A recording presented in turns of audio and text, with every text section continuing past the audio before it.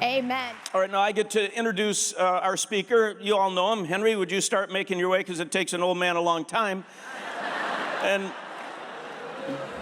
really, we're just starting right out, aren't we? So as he makes his slow way up here, I want to show you some. You haven't seen him since the 40th. And you can come around the other side here. At the 40th, he got up to he had a little speaking part at the 40th down at the United Center, and you guys surprised him a little bit. So let's watch a clip of what happened at the 40th.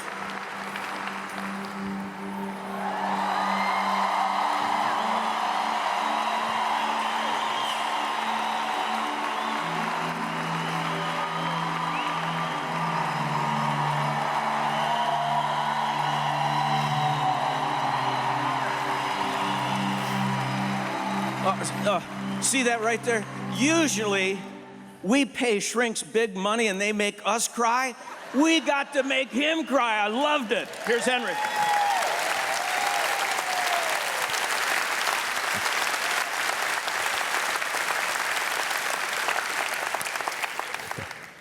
Did it again. Hey, guys. Willow, you always get to me because I just love you. That's all I'm going to say about that, and it's good to be here. I got a question for you. Who's stressed? You are. Your hand came up really fast. All right. So, how many of you that are stressed brought the person with you that's causing all that stress? You did. You did. Raise your hand. Raise your hand. All right. So here's what I want you to do. I want you to turn to them and tell them, "Stop stressing me out." Just go ahead and do it right now. No, you can't kiss when you do that. All right. Now, the person that just got talked to, I want you to turn back to that other person and say, "You stop stressing your own self out." Go ahead, tell him. Now, here's my question. Which one of you is right? Is it the one that's causing the stress? Or is it the one that's feeling the stress that you're stressing me out? Well, today, we're going to delve into that and figure out who's right. Because I'm not going to tell you the answer. Stress, what is it? Well, you feel it, right? We hear all this stuff about stress. And stress is a real thing, and you know it when you feel it. Sometimes you don't know it when you feel it, but your body knows it. When you're stressed, your blood pressure goes up. If you stay in a stress state for a long time, it stays up for a long time. When you're stressed, your immune system actually is designed to slow down. Your digestion is designed to slow down because you're saving resources. But you shouldn't have to be, but that's the way it happens. And we get stressed, these parts of our body and our brain that we don't have to use right then when we get stressed because we got to do something, right? And so these other parts, they begin to degenerate.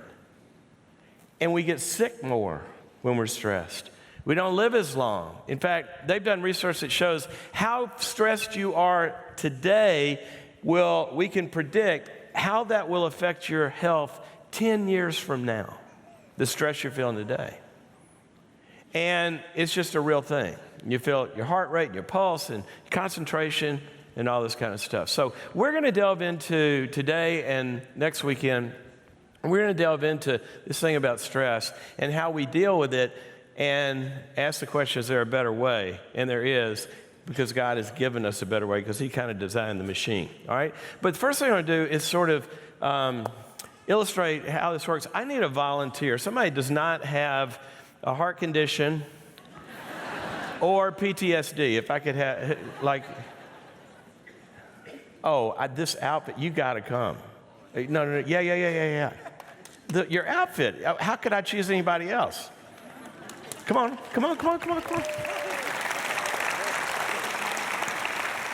Over here, hurry up. She looks a little too eager. You look like you're going to come take control of this thing. Are you? No, you're not? Okay. So tell us your name. Josie. Josie. This is Josie. I want you to meet. Ah! Ah! What's your phone number? Quick. Go right now. 847-428-8129. Ah!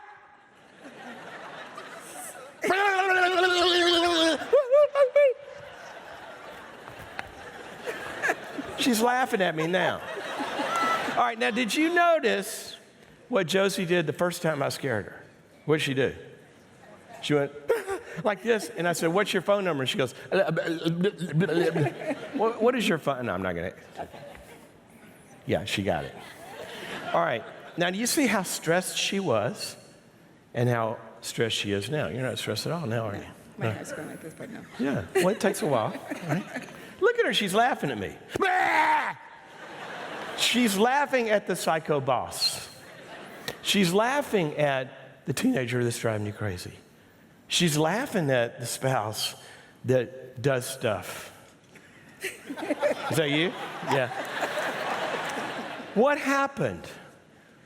She just grew. The stresses did not change. The outside world did not change. Watch. Look at her, calm as a cucumber. Thank you. You get a free book.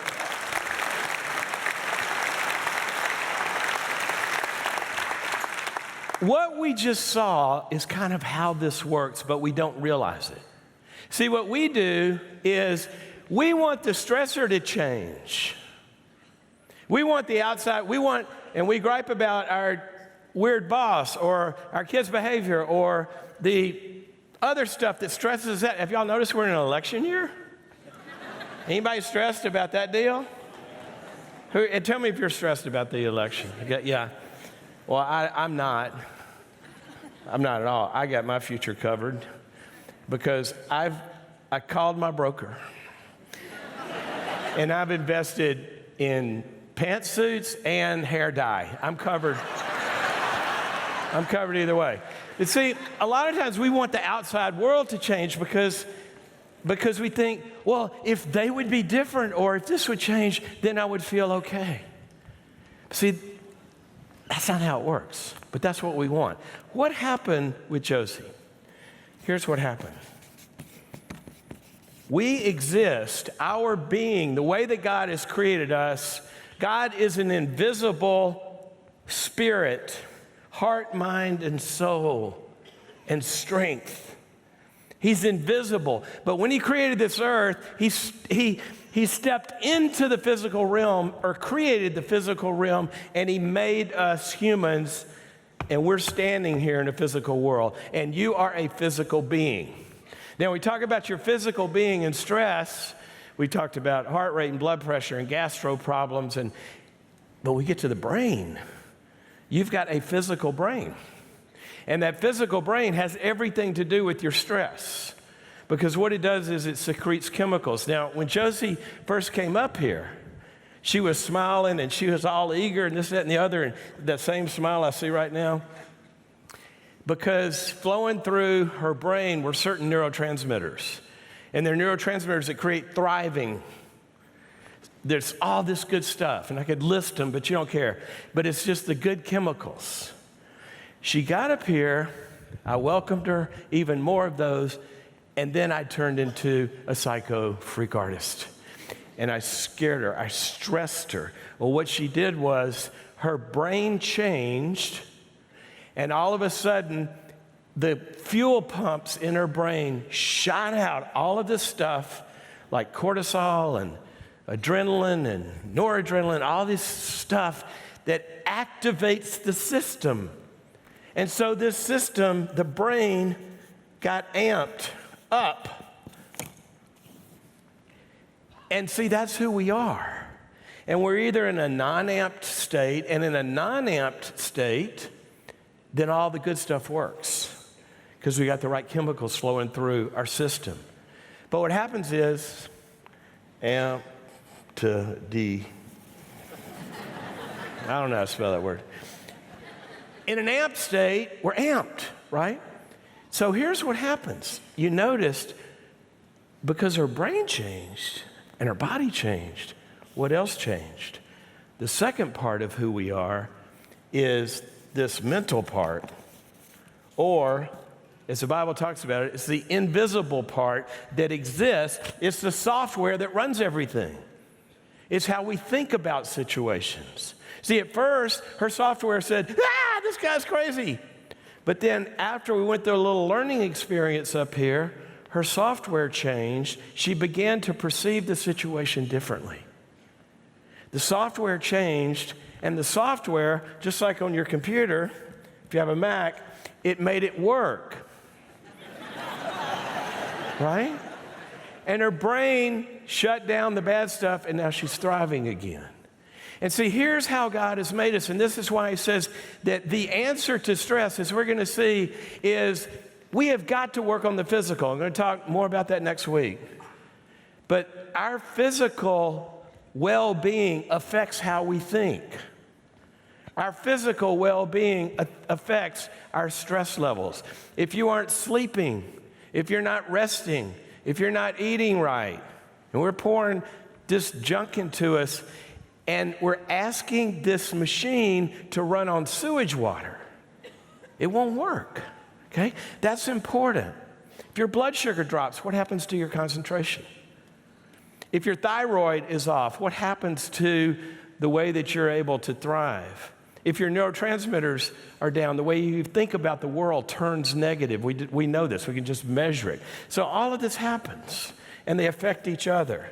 And what God says is over here, we got a lot of changing to do. Because here's what I'm after, for you to understand that this is a triangle, and the third piece of the triangle is the other, and that's relationship. And when I entered into her stress moment, and we started to talk and connect, then what happened was all of this changed. So what we're going to do is we're going to look at all three of these today. And I want you to see them as one, because that's who we are. We're physical, we're mental and spiritual, but we don't exist in a vacuum. We exist in this connectedness with other people. And what's going on in these three areas are basically what stress is about. Because I'm going to give you a definition. Stress is when your capacity, the capacity of this triangle, the capacity of your physical well-being, the capacity of your spiritual well-being, and the capacity of your relational circle's ability to walk you through whatever you're walking through, when that capacity gets overtaxed, that's when you feel stressed. Okay? So what's the world's answer? What do all of us do? We want the stressors to change, right? Have you ever gone into a nursery at a hospital with the new babies there? You can see them there. They're lying there. Look through the window. You see them. Some of them seem okay, but there's other ones that are like, They're on track to become attorneys later. They're already looking for a fight. And what do they? They feel stressed, and they're screaming at the world, you come fix this. And see, we think the answer to our stress is if the market would change, if my spouse would change, if my kids would change, if my boss would change, if this would change. And what God says is, you know what? I want to take you through a path of fixing the equipment, and the equipment is us. And so I want to start off with inviting you down a different path of life. And some of you are already on it, some of you are on it and off of it, and some of you, it's new news. But the answer to your stress is going to be spiritual growth. The answer to your stress is going to be more life flowing through the system to build its capacity. So when life screams at you, you can be the new and improved Josie. You can just say, this is an idiot. But she wasn't stressed. So how does that work? Well, let's look at some of the sources of these stressors. What I want to do is I want to camp out, because we don't have all day, right? We just got a little bit. So I just looked at everything about stress, and I said, I don't have much time, but if I could do the 80-20 rule, if you could just focus on a few things, and we'll get 80 or 90% of your stress covered, that's what we're going to do. So let's talk about the first one. How many of you are into control? Got any control freaks in here? Raise your hand.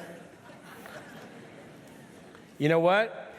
If you have a belly button, you're a control freak. Because God designed you that way. He designed your brain to be able to take control. But it's designed to be able to take control of one thing and one thing only: yourself. That's it. But see, when we wanted to be the God of our lives, we changed it. No, just controlling myself is enough. I'm going to control everybody around me. I'm going to get them to behave differently. I'm going to change them. I'm going to worry about everything. I'm going to be in control. Some of you have that boss, right?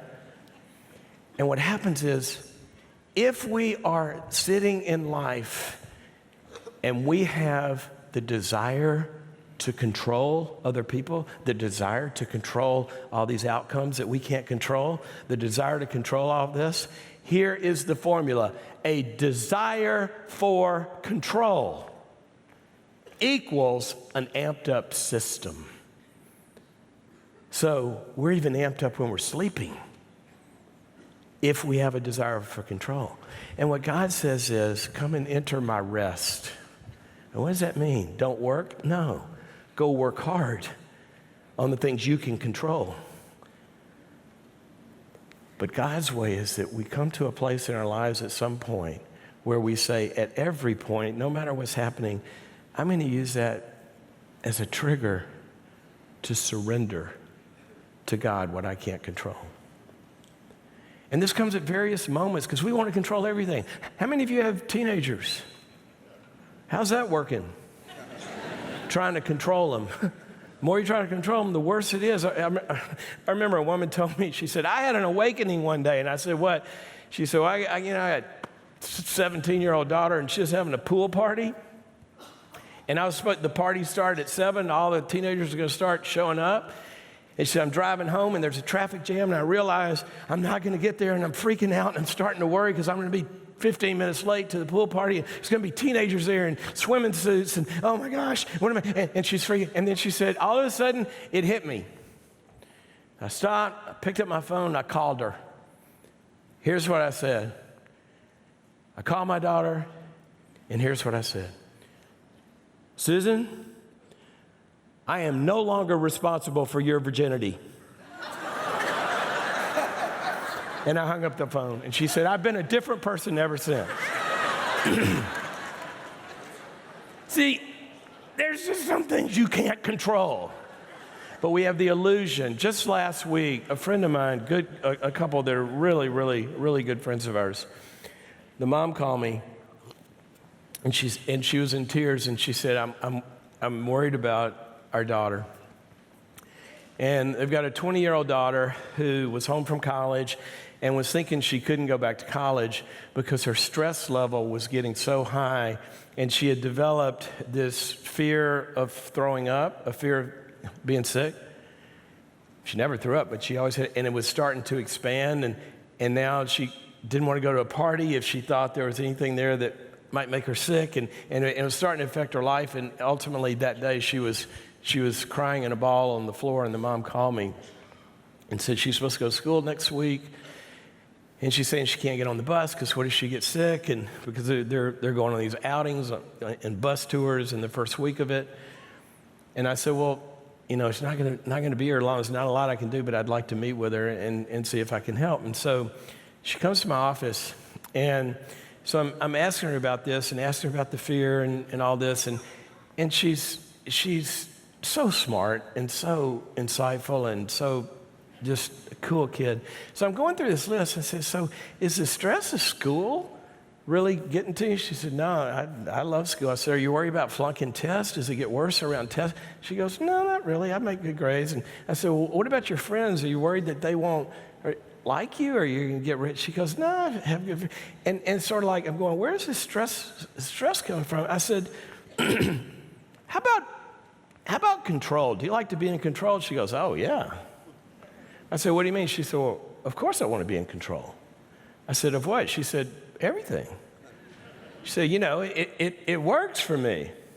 I said, how do you mean? She said, well, you know, like at home, if the family doesn't do what I want, I just, you know, I know how to do it. She said, I can give them the silent treatment and throw a fit and walk off at everybody. You know, ultimately, I found I can get people to do what I want because I want to take control. I've never actually had anybody admit that to me. And this 20-year-old was saying, absolutely.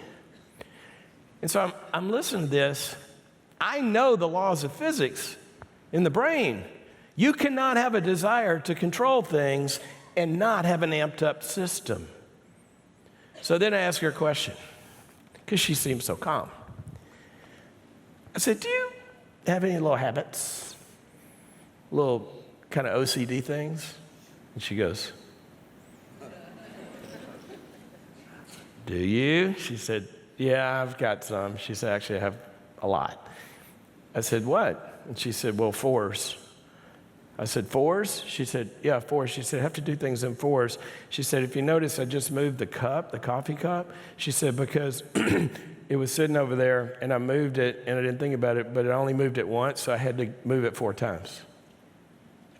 I said, what happens if you don't? She says, well, I just get, and see what happens if she didn't take control of the cup is the amped up system was sending off chemical, bodily, brain-oriented signals to her. Something bad's gonna happen, something bad's gonna happen. Now, nothing bad's gonna happen. She has an amped system always sending off false alarms. Like when a truck goes down your street and all the car alarms start to go off. It's a false alarm. And see, people that wanna have control of everything, their system is amped. The amygdala is talking to the brain all the time. There's danger, there's danger, there's danger. Oh, I must do something. Stop the pool party. Like that's going to be the answer. Or I can't get on the plane because it's going to crash. Or I got to do this, or I got to get this. If I behave a certain way, then they'll like me. If I meet all their expectations, then they'll be in a good mood. And see, we start to think that when my body tells me there's danger, we start to think, I gotta do something. And we take the bait. We take the bait, the original bait that Lucifer gave to Adam and Eve. He said, you can be God. You can control things. And we take that bait still every single day. Every time we have this impulse. So I reached down and I moved the cup. She goes, I said, don't take the bait. She said, what do you mean? I said, you're getting stressed, aren't you? She said, well, yeah, I got to move the cup. I said, why do you have to move the cup? She starts talking about, I got to move the cup. See, we feel that every day. I got to go fix, what if? All that is it is a fantasy to calm down our system that's amped up because we think we have to control everything, and the reality is we cannot, and that amps our system more. The wish to control is an amped up system unless we reel it back in and say, I'm going to have control of myself. And so I'll call her Susie. I said, Susie, I want you to just feel this, how you're feeling anxious right now. She goes, yeah, I'm feeling it. And I said, well, let's make it a little worse. What are you afraid of throwing? I went like that, and she goes, I said, no throw up, but you're feeling it, aren't you? She goes, yeah, I'm feeling it. And I said, okay, let's just sit here and feel this. I want you to just feel it. Where do you feel it? I feel it in my chest. I'm starting to kind of close. I feel a tightness. I said, just feel it. Describe it to me. You're not going to die. I said, so when you start to feel this, when you start to feel that anxiety, that is a trigger to surrender to God. That is a trigger instead of a trigger to fix the cup or to go for the 46th time. You better do your homework or bark at somebody or do something. See, we let the system tell us there's a trigger for me to go take control of somebody or something, and God says, when you feel afraid, let that be a trigger to say, God, I'm just going to sit here and feel this, and I'm going to talk to you about it. And I'm going to talk to Henry about it, if you're Susie, or I'm going to talk to Joey about it. But God, I'm going to stop. When I start to when I start to see that the world is dangerous and the market might go down and one of them might get elected or whatever it is, and I start to feel this, because I hear people talk about all different kinds of fears. I start to feel this. I'm going to go and I'm going to listen to you, because you're going to tell me you're in control. And here's what happens. Now, this is science. Every time you give in to the fear and you do whatever you do to try to control somebody or a situation, that reinforces the circuitry that keeps that fear going. This is why ultimately, how do people get over the fear of flying? They fly. Ultimately, how do we get over the fear of intimacy? We open up. Now, you don't have to do that all at once, because if this gets too overwhelmed, it gets too overwhelmed. But we start to take gradual little steps of allowing God to call us into that which we have been so afraid that if we don't take control, that He won't. So the first invitation to grow is I want you to look at the impulse to worry, the impulse to take control, as a trigger to no longer take control, but as a trigger to go back to your desk, sit down, let God do His work.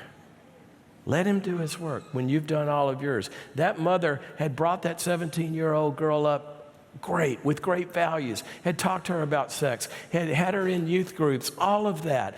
Mom had done what she could do. She had had control of her parenting. But she can't control her daughter. And so that's what we have to do. Wherever it is we feel that impulse, we have to surrender it. So control. Am I talking to anybody here? Amen. We got this, right? I was just on vacation. My youngest daughter has some anxiety things that pop up, and